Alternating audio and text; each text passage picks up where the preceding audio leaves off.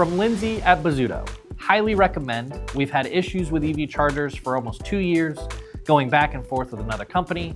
From start to finish, this project was a breeze. We worked with John, who made everything seamless. Since installation, residents are using the chargers with zero issue and owners are happy. Big thanks to Lindsay and the Bozzuto team for the 5-star review.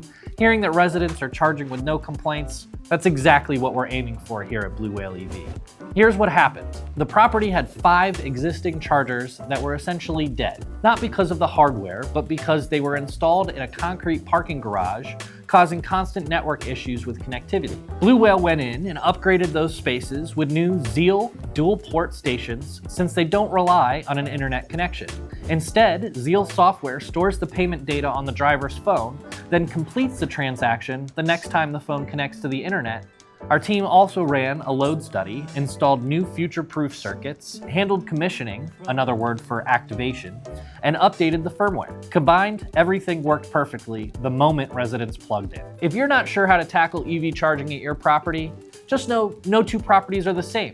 We're happy to come out and walk your site, share the options with you at no cost and with no obligation. You can give us a call at 855-293-8378 or visit us online at bluewhaleev.com.